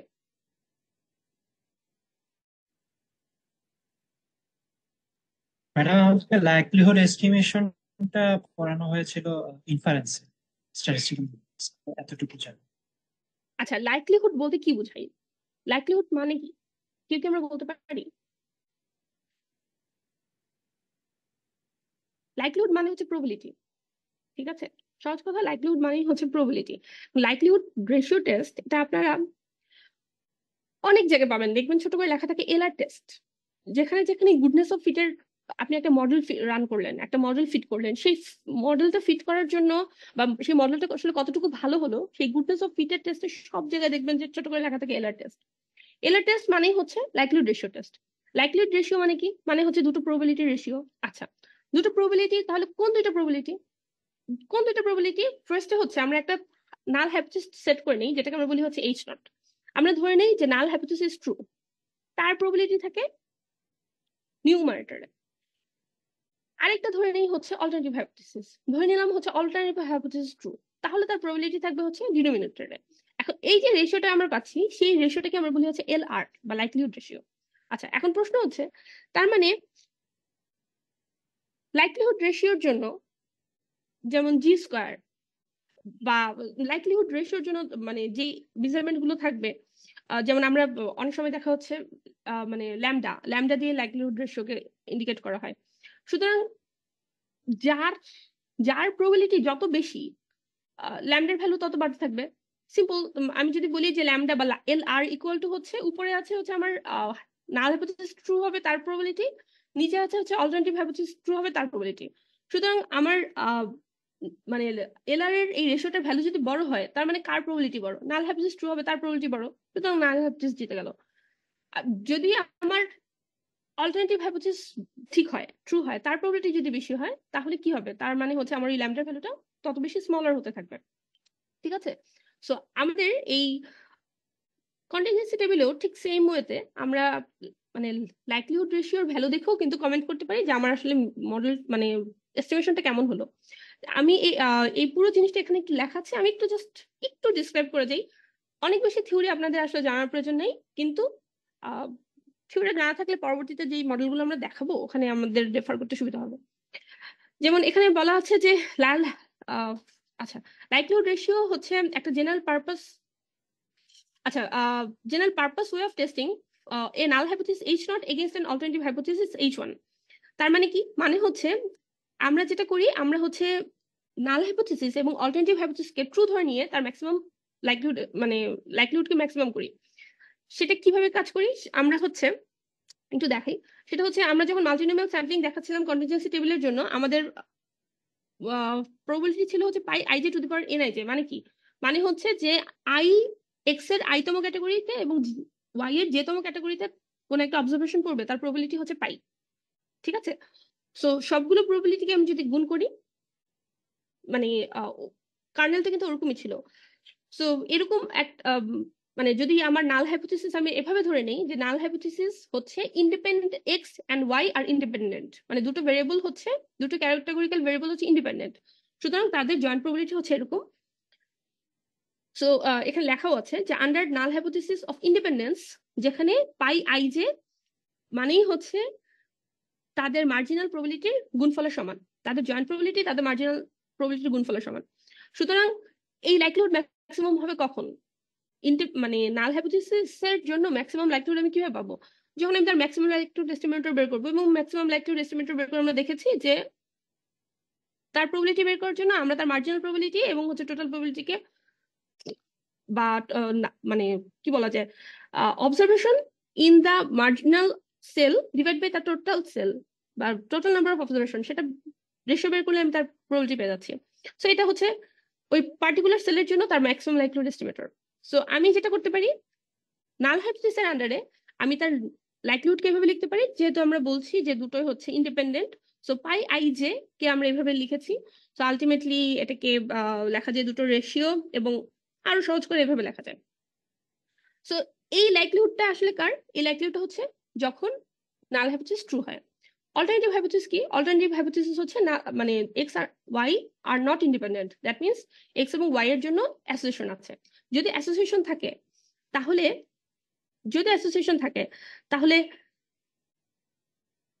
লাইকলিহুডটা কি হবে? এবং এটাকে আমি ধরে নিলাম হচ্ছে এল অফ ডাব্লিউ, মানে এটা হচ্ছে অল্টারনেটিভ হাইপোথিসিসের জন্য হচ্ছে তার লাইকলিহুড। এবং সেখানে আমি আসলে N I J K N I dot N J এভাবে কিন্তু লিখতে পারি না, মানে N I multiplied N J এভাবে লিখতে পারি না, এটা জয়েন্ট প্রবাবিলিটি এরকমই থাকবে। সো আমি যেটা করলাম এখন একটা লাইকলিহুড রেশিও বের করলাম, যেটাকে আমরা বলছি এল আর, অথবা বলছি হচ্ছে ল্যামডা। সেটার উপরে এল ডাব্লিউ নট যেটা বোঝাচ্ছে সেটা হচ্ছে ইন্ডিপেন্ডেন্সের জন্য, আর ডব্লিউ যেটা বোঝাচ্ছে সেটা হচ্ছে নট ইন্ডিপেন্ডেন্সের জন্য, মানে দে আর অ্যাসোসিয়েটেড। সুতরাং দুটো যদি আমি সিম্পল এখানে বসাই, তাহলে এখান থেকে কিভাবে এটাকে সিম্পলিফাই করা যায়? সিম্পলিফাই করা যায় হচ্ছে সিম্পল, আমি এই যে নিচে যেটা ছিল দেখেন ক্রস আউট হয়ে এই যে এন আই প্লাস এবং এন প্লাস যে এটা এরকম একটা ফরম্যাটে যায়, মানে নিচ থেকে এই অংশটুকু যদি আমি উপরে উপরে রান করাই আর কি। সো এই উপরের অংশটুকুকে আমি লিখতে পারি হচ্ছে এম আই জে। তার কারণ কি? কারণ হচ্ছে আমার expected value of M I জের ভ্যালু ছিল এটা। সো এখান থেকে এটা লেখার পর আলটিমেটলি এরকম একটা সিম্পলিফাইড ফর্মে যায়, যেখানে এম আই জের এই ডেফিনেশনটা দেয়া আছে।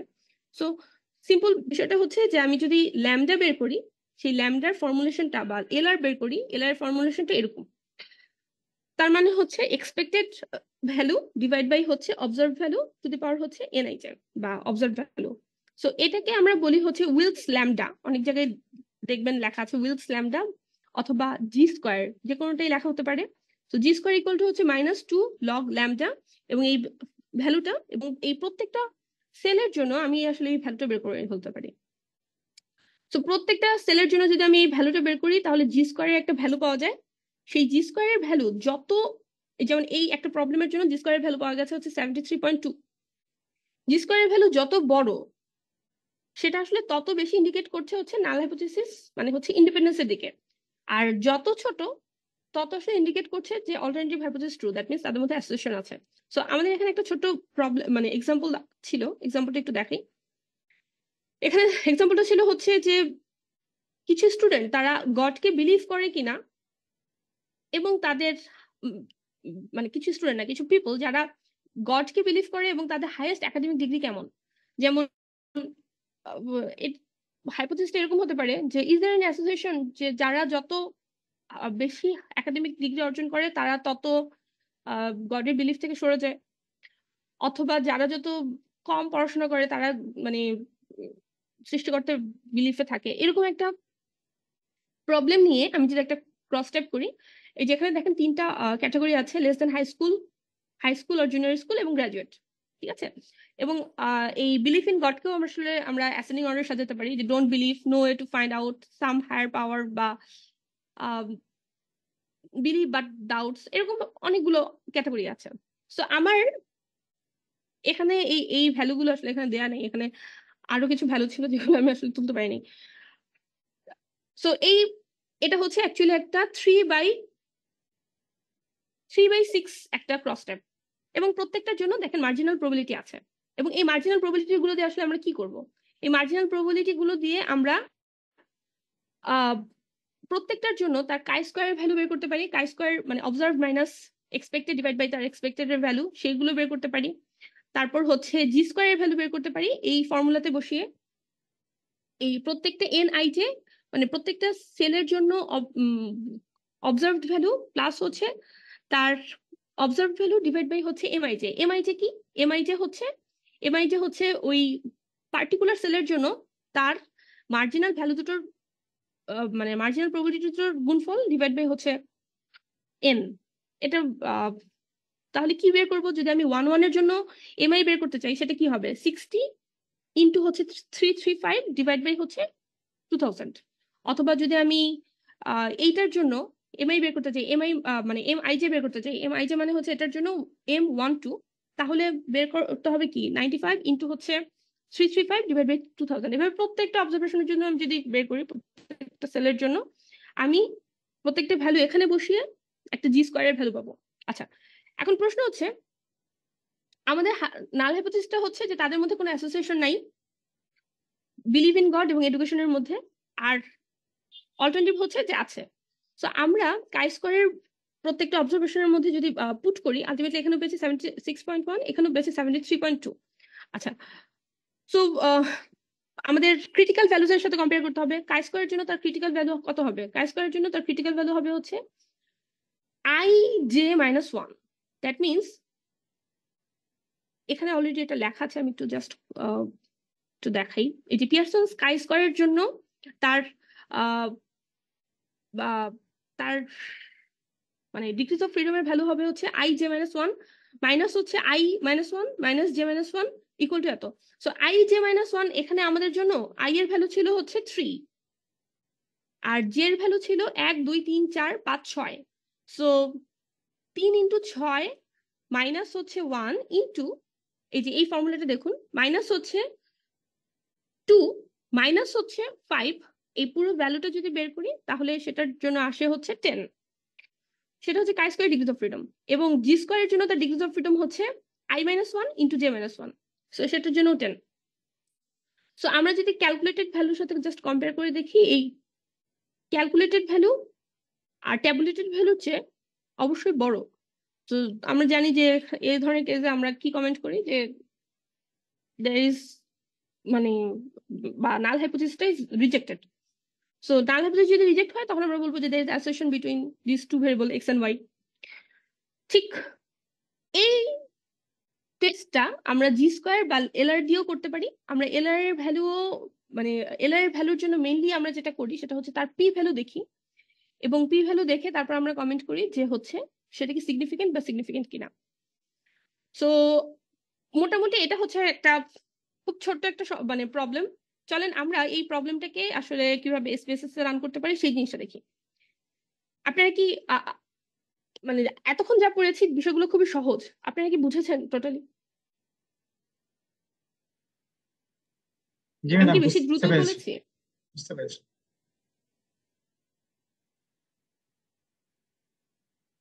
আচ্ছা, যদি বুঝে থাকেন চলেন আমরা একটু SPSS জিনিসটা কন্ডাক্ট করি। আমাদের SPSS হচ্ছে one of the easiest software আমার কাছে মনে হয়, এবং এটা যেহেতু স্প্রেডশিটে এবং যেহেতু ক্লিক করে আমরা আসলে অ্যান্সার পাই, সেহেতু মানে যে কেউ আসলে এটা মানে রান করতে পারে, যে কেউ মানে কোনো ল্যাঙ্গুয়েজ ছাড়াই এটা আসলে ইউজ করা যায়। সো আমি একটু SPSS 23টা ওপেন করে দেখাচ্ছি। আপনারা আপনাদের কম্পিউটারে SPSSটা ডাউনলোড করে রাখতে মানে ডাউনলোড না, অ্যাকচুয়ালি আমরা যেটা ক্র্যাকড ভার্সন ইউজ করছি সেই ভার্সনটা রাখতে পারেন। এর 23 পরেও আরো আসলে অনেক আপডেটেড ভার্সন আছে, 26 পর্যন্ত মনে হয় আছে, বাট 23 ইজ গুড। আর আমাদের ল্যাবেও প্রত্যেকটা কম্পিউটারে SPSS আছে, সো আশা করি আপনাদের সমস্যা হবে না। ইনস্টলেশন প্রসিডিউরও খুব সহজ। সো চলেন আমরা একটু SPSS এ দেখি কিভাবে কাজটা করা যায়।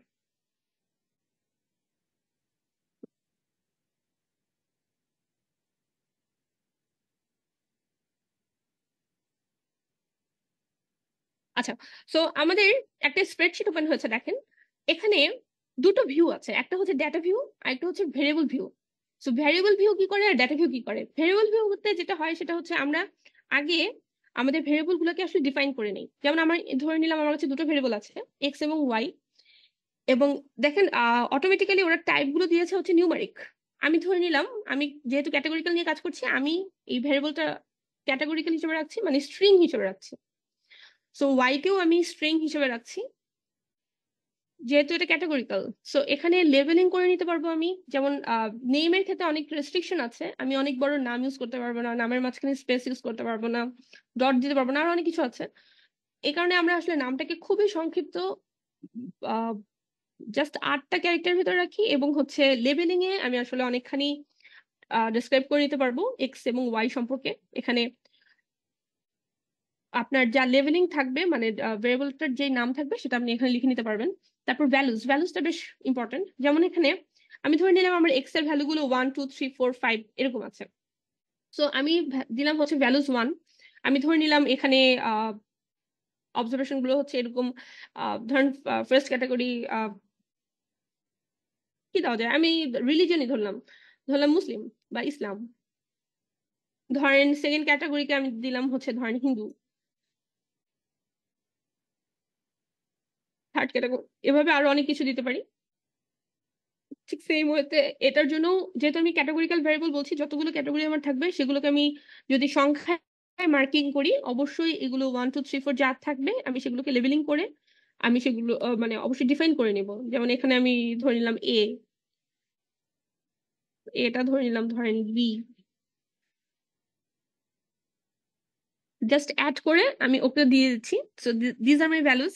মিসিং ভ্যালু নেই, সেই জন্য আমি নাম দিয়ে দিচ্ছি। কলাম অ্যালাইনমেন্ট কি হবে, মিজার ইম্পর্টেন্ট। মিজারটা মানেই হচ্ছে যে আমার কি ধরনের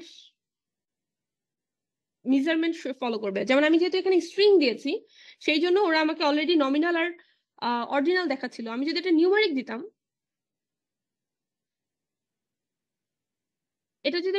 দিতাম, তখন ওরা আমাকে স্কেলও দিত। দ্যাট মিনস আমার যখন নিউমারিক ভেরিয়েবল থাকবে ইন্টারভাল বা রেশিও, তখন সেটা থাকবে হচ্ছে স্কেল। আর যখন আমি স্ট্রিং ভেরিয়েবলকে আসলে ডিফাইন করব, তখন আসলে আমার আমি এখানে দিয়ে দিলাম এটা হচ্ছে আমার একটা অর্ডিনাল ভেরিয়েবল। সো এটা হচ্ছে আমার দুটো ভেরিয়েবলকে আমি ডিফাইন করে নিলাম, ধরে নেন। তো ডাটা ভিউতে যা করবো, ডাটা ভিউতে আমি এখন আমার ডাটাগুলোকে টাইপ করতে পারি, কপি পেস্ট করে আনতে পারি। আমি র্যান্ডম একটা ডাটাকে কপি পেস্ট করে নিয়ে আসতেছি। যেমন এখানে আমার কিছু র্যান্ডম ডাটা ছিল, সেখান থেকে আমি কিছু কপি করে নিয়ে আসতেছি।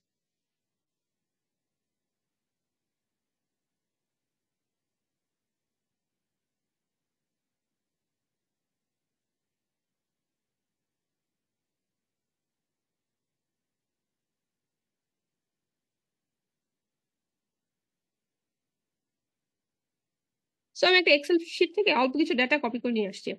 সো আমার এখানে কাজটা কি, আমার কাজটা হচ্ছে আমি এখানে ক্রস ট্যাব, মানে আজকে যে টপিকটা আমরা পড়লাম সেই কাজগুলো করবো। সো এখানে দেখেন উপরে অ্যানালাইজ নামে একটা অপশন আছে, এখানে একদম শুরুতে ডেসক্রিপটিভ একটা অপশন আছে, এখানে ক্রস ট্যাব নামে একটা অপশন আছে। তো ক্রস ট্যাবে আমি গেলাম, এক্স হচ্ছে আমি আমার রোতে দিলাম, ওয়াই হচ্ছে আমি আমার কলামে দিলাম, এবং এখানে আরো অনেক অপশন আছে। যেমন এক্সাক্টে যদি আমি ক্লিক করি, তাহলে অ্যাসিম্পটোটিক ভ্যালুগুলো দিবে আমার default default enough. Asymptotic value দিলে যথেষ্ট। আমি এখানে কাই স্কোয়ার দিলাম। তারপর এখানে অর্ডিনালের জন্য দেখেন গ্যামা, যেটা আমরা ফার্স্টে পড়েছিলাম, Somers' D, Kendall's tau B, Kendall's tau C, এই সবগুলো আমরা ইন্ডিকেট করে দিলাম। আচ্ছা, সো কন্টিনিউ। তারপর হচ্ছে এখানে সেল নামে একটা অপশন ছিল, এখানে অবজার্ভড, এক্সপেক্টেড। আমি যদি চাই তাহলে হচ্ছে ওরা এক্সপেক্টেড এই ভ্যালুটা ওরা কাউন্ট করে দিবে। জাস্ট রেসিডুয়াল কেমন হবে সেটা ওরা আমাকে দিতে পারে। সো আমি এত কিছু নিচ্ছি না, আমি জাস্ট এখানে সব ভেরিয়েবল গুলোই টেবিল ফর্মে আছে, জাস্ট আমি ওকে করে দিচ্ছি। যদি ওকে করি তাহলে কি ধরনের আউটপুট আসে। আচ্ছা, আউটপুট আসার জন্য দেখেন ফার্স্টে আমার এক্স এবং ওয়াই দুটো ভেরিয়েবল ছিল, একটা ছিল মুসলিম হিন্দু, একটা ছিল এ বি। সো এখানে কাউন্ট ছিল 155, তারপর হচ্ছে তার এক্সপেক্টেড ভ্যালু কত, মোট 303 জনের ডাটা আমি আসলে কপি করেছিলাম। সো এখানে কাই স্কোয়ার টেস্টে আমার এই যে দেখেন এখানে অলরেডি পিয়ারসন কাই স্কোয়ারের জন্য আমার ভ্যালু এসছে হচ্ছে 5.1.13, এবং তার অ্যাসিম্পটোটিক সিগনিফিকেন্স, যেটাকে আমরা বলছি actually P value, two sided P value. That means আমার নাল হাইপোথিসিসটা হচ্ছে ওয়ান সাইডেড না।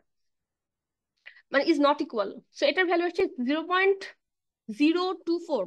সো আমরা নর্মালি ধরে নিই, যদি 95% কনফিডেন্স ইন্টারভ্যালের কথা ভাবি, তাহলে পি ভ্যালু যদি 0.05 এর চেয়ে ছোট হয়, দেন দেন আমরা নাল হাইপোথিসিসটাকে আসলে রিজেক্ট করতে পারি, এবং আমরা অল্টারনেটিভ হাইপোথিসিস যেটা আছে, যেটাকে আমরা বলছি হচ্ছে there is association between X and Y, সেটাকে আসলে আমি বলতে পারি স্ট্যাটিস্টিক্যালি সিগনিফিকেন্ট। তো এখানে দেখেন লাইকলিহুড রেশিও যেটাকে আমরা বলছিলাম, সেই টার্মটা আছে।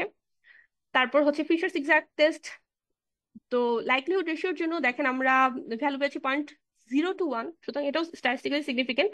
সো যে মডেল, মানে যে মডেলটা না, যেই কন্টিনিউয়াসি টেবিলটা বা যে ক্রস ট্যাবটা আমরা রান করছি, এবং আমরা যে বলছি যে এক্স এবং ওয়াই, হিন্দু মুসলিমের সাথে এ বি যে একটা ভেরিয়েবল দিচ্ছিলাম, সেটা সম্পর্ক আছে কিনা। যেমন দেখেন সোমার্স ডি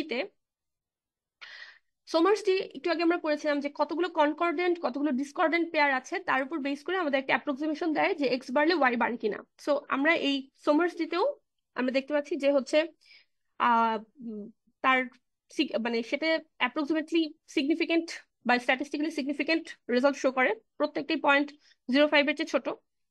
এবং আমরা আরো কতগুলো টার্ম দেখেছিলাম গ্যামা, দেখেছিলাম ক্যান্ডেলস্টাউ। সো গ্যামার জন্য তার ভ্যালু পেয়েছি এখানে 0.558।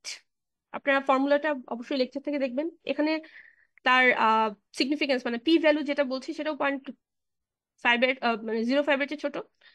সো ক্যান্ডেলস্টাউ, বি এন্ড সি সবগুলোই একই ভ্যালু ইন্ডিকেট করছে।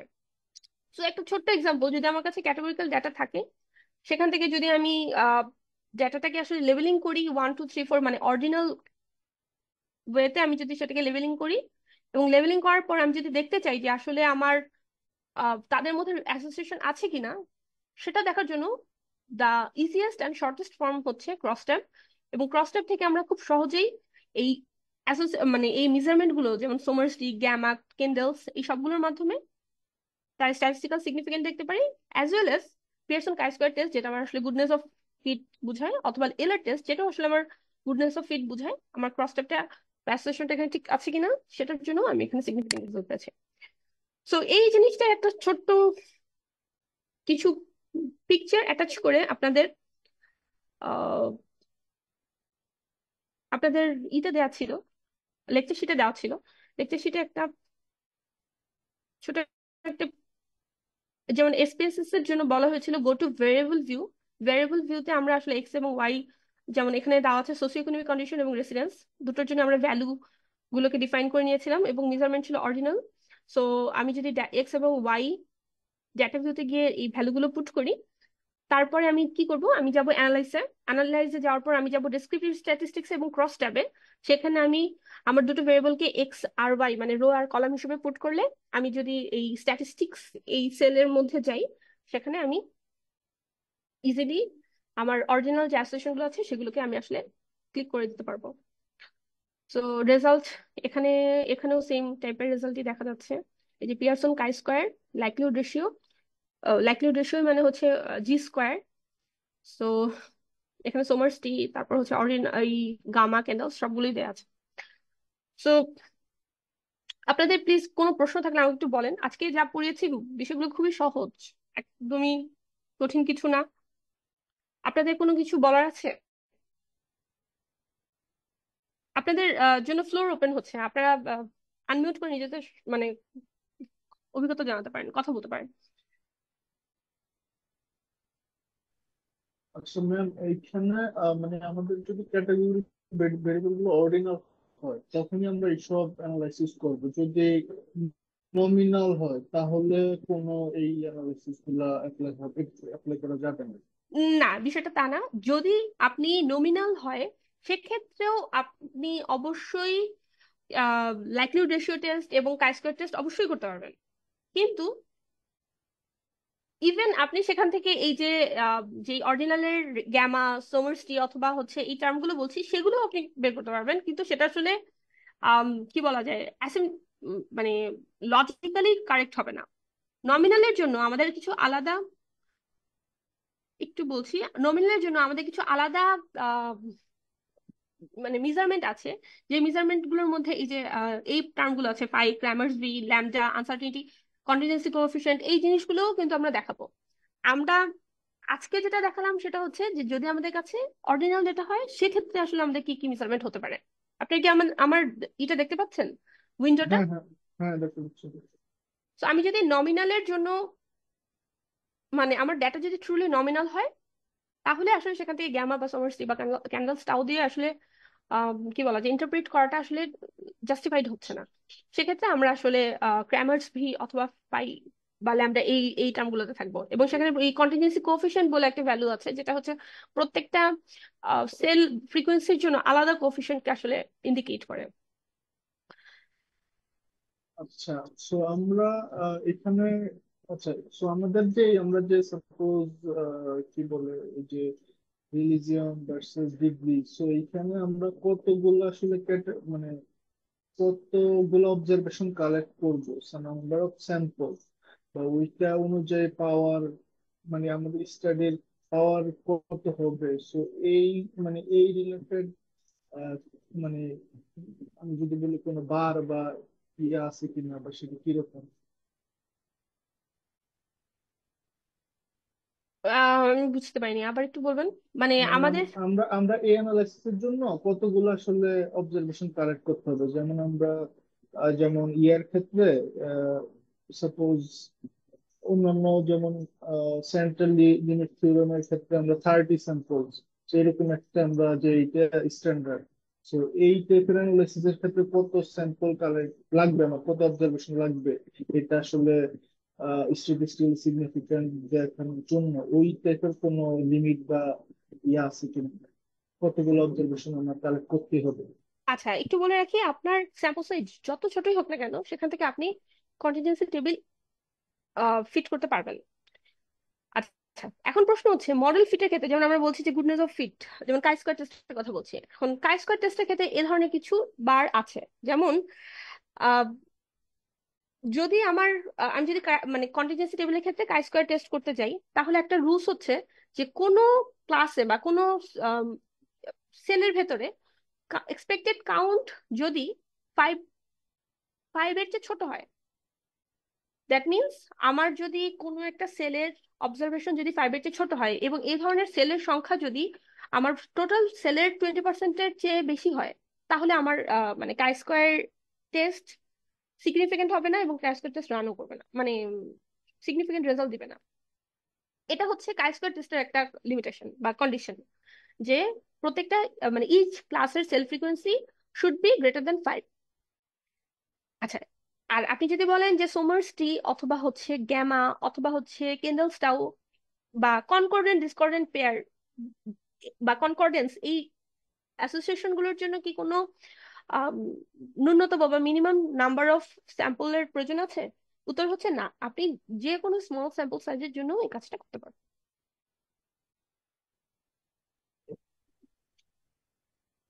আচ্ছা, তাহলে বাকিগুলা কি স্টক ছাড়া বাকিগুলা কি এগুলা কি নন প্যারামেট্রিক?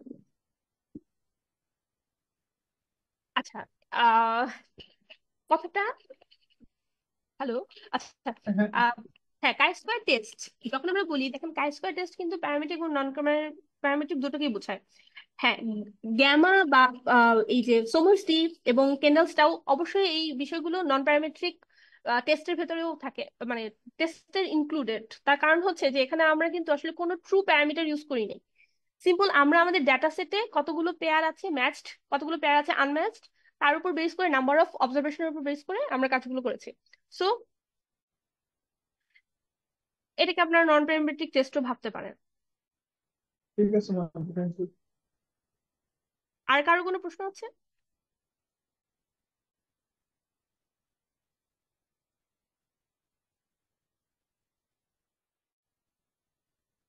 আচ্ছা, আহ আচ্ছা, আমরা যদি যেহেতু আমাদের আজকে সময় আছে 3টা 20 পর্যন্ত, আমরা কি পরের চ্যাপ্টারটা শুরু করব?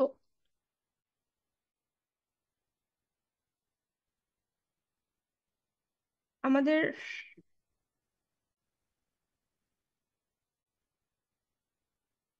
এই পর্যন্ত থাক ম্যাম, এটাই শেষ করি আজকে। ম্যাডাম, ওই লাইভ ক্লাস হলে আমাদের আসলে আরো ইন্টারাকশনটা ভালো হয়, বুঝতে সুবিধা হয়। সো পরের হ্যাঁ, চ্যাপ্টারটা লাইভ ক্লাসে নিলে ভালো ভালো। আচ্ছা ঠিক আছে, তাহলে আমাদের নেক্সট ক্লাসে আমরা জেনারেলাইজ লিনিয়ার মডেল শুরু করব। এটা খুবই ইম্পর্ট্যান্ট একটা চ্যাপ্টার, এবং আপনারা এই জিএলএম অনেক জায়গায় দেখেছেন। জিএলএম কাইন্ড অফ একটা আমব্রেলা টার্ম, মানে লিনিয়ার মডেলের জন্য। আচ্ছা ঠিক আছে, তাহলে আমরা আজকের ক্লাসে মোটামুটি এই পর্যন্তই কমপ্লিট করি। আপনারা আশা করি যেহেতু এসপিএস এর সাথে আপনাদের এর আগে কখনো ফ্যামিলিয়ারিটি ছিল না, সো জাস্ট আজকে একটু ইন্ট্রোডাকশন হয়ে গেল। এসপিএস এ আমরা যেটা করি, আমি একটু আবার একটু রিভিউ করে দিই। এসপিএস টা জাস্ট দুটো ভিউ থাকে, একটা হচ্ছে ডেটা ভিউ, একটা হচ্ছে ভ্যারিয়েবল ভিউ। ভ্যারিয়েবল ভিউতে নেম অ্যান্ড ভ্যালুজ, লেভেলস, এই বিষয়গুলো ইম্পর্টেন্ট। আরেকটা বিষয় ইম্পর্টেন্ট হচ্ছে টাইপ। অবশ্যই নিউমেরিক্যাল হলে এটার জন্য স্কেল মেজারমেন্ট দিতে হবে। সো ডেটা ভিউতে যাওয়ার পর আমরা ডেটা টাইপ করতে পারি, মানে ইম্পোর্ট করে আনতে পারি। এখানে ইম্পোর্ট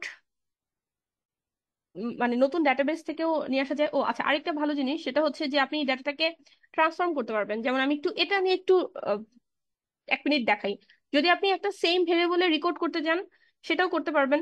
যদি আমি একটা ডিফারেন্ট ভেরিয়েবল ক্রিয়েট করতে যাই এখান থেকে, যেমন আমি ট্রান্সফর্ম করলাম রেকর্ড ইনটু ডিফারেন্ট ভেরিয়েবলস, ঠিক আছে, আমি ধরেন এক্স ভেরিয়েবলটাকে একটা নতুন ভেরিয়েবলে ট্রান্সফার করতে যাচ্ছি, যেটা নাম দিব হচ্ছে আমি ধরেন ডি, এবং এটা লেবেলিং করে নিতে পারলাম যে ডি হচ্ছে ডেমোগ্রাফিক সিচুয়েশন বা কিছু একটা। সো এটাকে আমি চেঞ্জ করলাম, এবং হচ্ছে এখানে ওল্ড অ্যান্ড নিউ ভেরিয়েবল হিসেবে আমি দিতে পারি। যদি ওল্ড ভ্যালু 1 হয়, সেটাকে এখন নিউ ভ্যালু হিসেবে আমি ধরেন দিলাম হচ্ছে নতুন একটা নাম। ধরে নিলাম এটার নাম হতে পারে কি, ধরেন Z1। আচ্ছা, উম, যদি আগে 1 থাকে, ধরেন আমি এখন নাম দিলাম হচ্ছে 10, সেটা আমি অ্যাড করে দিলাম। যেমন আগে যদি 2 থাকে, সেটাকে আমি এখন নাম দিলাম ধরেন 20, সেটাকে আমি অ্যাড করে দিলাম। সেটা করতে পারি। তারপর হচ্ছে আমি যদি আরেকটা সংখ্যায় কনভার্ট না করে, আমি যদি এগুলোকে মানে আরেকটা স্ট্রিং এ কনভার্ট করতে চাই, তাহলে এরকমও করতে পারি। যেমন আমার এখানে আউটপুট ভেরিয়েবলস আর স্ট্রিং এরকম একটা অপশন আছে। ধরে নেন আমি আগে যেটা ছিল 1, সেটাকে আমি এখন নাম দিব হচ্ছে পি, অ্যাড করলাম। ধরেন আগে যেটা ছিল 2, সেটাকে আমি এখন নাম দিব হচ্ছে কিউ, এটাকে আমি অ্যাড করলাম। তারপর যদি কন্টিনিউ করি, দেখেন ওল্ড আর নিউ ভ্যালুজ আমি দিলাম। তারপর হচ্ছে নতুন একটা ভেরিয়েবল যেটা নাম দিয়েছিলাম ডি, ডি মানে ডেমোগ্রাফিক, সেটা দিলাম। ওকে করি যদি, তাহলে দেখি আমার সিচুয়েশনটা কিরকম ভাবে চেঞ্জ হয়। এই যে আমার নতুন একটা ভেরিয়েবল শুরু হলো, যেটা নাম হচ্ছে ডি, এবং 1 এবং 2 এর জন্য এটা পি কিউ এগুলোতে কনভার্ট হয়ে গেছে। সো এটা আমি ট্রান্সফর্মে গিয়ে আমি ইন্টু সেম ভেরিয়েবলও রাখতে পারি, ইন্টু ডিফারেন্ট ভেরিয়েবলে করতে পারি, ডামি ভেরিয়েবল ক্রিয়েট করতে পারি। এখানে অ্যানালাইজে গিয়ে আমরা তো ডেসক্রিপটিভ স্ট্যাটিস্টিক্স দেখলাম। ডেসক্রিপটিভ স্ট্যাটিস্টিক্সের ফ্রিকোয়েন্সিতে আমি যদি ক্লিক করি, যেমন ধরেন এই প্রত্যেকটা ভেরিয়েবলকে আমি এখানে দিলাম। এখানে স্ট্যাটিস্টিক্স আছে, এখানে কোয়ার্টাইল আছে, মিন, মিডিয়ান, মোড, সাম, এই ডিসপারশন, ভ্যারিয়েন্স, স্কিউনেস, কার্টোসিস, এই সবকিছু লিখে দিলাম। এখানে চার্টস আছে, আমি ধরে নিলাম এখান থেকে আমি বার চার্ট দেখতে চাই। তারপর হচ্ছে আমি আরো অনেক কিছু আছে, আমি এগুলো দেখলাম না, আমি জাস্ট কয়েকটা ক্লিক করে দেখি আমার অবস্থাটা কি। যেমন এই ফ্রিকোয়েন্সিজ এর মধ্যে আমি দেখছিলাম হচ্ছে আমার এক্স এর জন্য তার ফ্রিকোয়েন্সি, ওয়াই এর জন্য তার ফ্রিকোয়েন্সি, ডেমোগ্রাফিক ডি নামে একটা ভেরিয়েবল ক্রিয়েট করেছিলাম সেটার ফ্রিকোয়েন্সি, সেটার জন্য বার চার্ট, আহ ওয়াই এর জন্য বার চার্ট, ডেমোগ্রাফিকের জন্য বার চার্ট। তো আরো যেমন এই ক্রস ট্যাবে যেহেতু দেখলামই আমরা কাস্টম টেবিল করা যায়। সো এই যে আমরা মেইনলি যেটা করব রিগ্রেশনে, এখানে অরিজিনাল বাইনারি লজিস্টিক, মাল্টিনোমিয়াল লজিস্টিক, এটা খুব ইউজ হবে লগ-লিনিয়ার মডেল ফিট করার জন্য। খুব ভালো একটা ওয়ে। যেমন সিম্পল, আমি যদি রিগ্রেশন করি, লিনিয়ার রিগ্রেশন, ডিপেন্ডেন্ট ভেরিয়েবল কোনটা, ধরে নিলাম ওয়াই। ও আচ্ছা, অবশ্যই লিনিয়ার রিগ্রেশন মানে হচ্ছে সংখ্যার ভেরিয়েশন। সো এটা তো আমরা বলেই দিয়েছি যে এটা স্ট্রিং, এটা অর্ডিনাল, সো ও আমাকে অ্যালাউ করছে না। যদি এটা স্কেল থাকতো, তাহলে আমি এখানে ডিপেন্ডেন্ট দিতে পারতাম। যদি এটারও মেজারমেন্ট স্কেল থাকতো, জাস্ট এখানে আমি ইন্ডিপেন্ডেন্টলি রান করে আমি এখানে ওকে করলে আমার জন্য একটা রিগ্রেশন মডেল ফিট হয়ে যেত। সো এই জিনিসগুলো আমরা আশা করি নেক্সট ক্লাসে শিখবো। আজকের ক্লাস তাহলে এই পর্যন্তই রাখছি। আপনারা আহ, আমাকে একটু কোঅপারেট করবেন, আমি আপনাদের রোল কল করছি। যার রোল কল করব একটু কাইন্ডলি আনমিউট করে তারপর হচ্ছে প্রেজেন্টটা দিবেন। আচ্ছা, নিয়মান নাসির সরকার, Yes, ma'am. Fuzail Hossain, Yes, ma'am. Fuzail Fuzail, আপনার নামটা কি ফোজাইল হোসেন? Pujail. ফোজাইল, আচ্ছা ঠিক জি। আছে। তাহসিনুল আবেদিন তাওহিদ।